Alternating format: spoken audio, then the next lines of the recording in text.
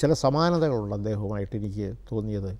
അദ്ദേഹത്തിന് തമിഴ് സാഹിത്യത്തിൽ തമിഴ് കവിതയിലുമൊക്കെ നല്ല അവഗാഹമുള്ള ആളാണ്. ഭാരതീയരുടെയൊക്കെ. അത് ഭാരതീയരുടെയൊക്കെ അങ്ങനെ അതിൻ്റെ ഒരു സംസ്കാരം ഉണ്ട്.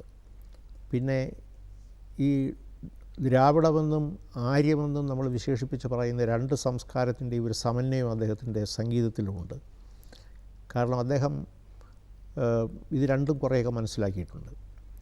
പിന്നെ മലയാളത്തിനോട് അദ്ദേഹത്തിന് വലിയ ഒരു സ്നേഹമാണ്. മലയാളികളോടുള്ള സ്നേഹം കൊണ്ടായിരിക്കും കുറേ കാലം എ കെ ജിയുടെ പാർലമെൻറ്റ് പാർട്ടി സെക്രട്ടറി ആയിട്ട് അങ്ങനെ എന്തോ അദ്ദേഹം എ കെ ജിയുടെ സെക്രട്ടറി ആയിട്ട് അദ്ദേഹം പാർലമെൻറ്റ് വർക്ക് ചെയ്തിട്ടുണ്ട്. എ കെ ജി എന്ന് പറഞ്ഞാൽ അദ്ദേഹത്തിന് വലിയ ബഹുമാനമാണ്. പിന്നെ അങ്ങനെയുള്ള ചില ബന്ധങ്ങളൊക്കെ കൊണ്ട് അദ്ദേഹത്തിന് നമ്മളുമായിട്ട് ബന്ധപ്പെടാനും ഒക്കെ. പിന്നെ ഇവിടെ KPSCയിലെ പിന്നെ സംഗീത സംവിധായകനായിട്ട് നാടകത്തിലും പ്രവർത്തിച്ചിട്ടുണ്ട്. അങ്ങനെയൊക്കെ വന്നപ്പോൾ ഞങ്ങൾക്കൊരു ചില കോമൺ ഗ്രൗണ്ട്സ് ഉണ്ടെന്നർത്ഥം.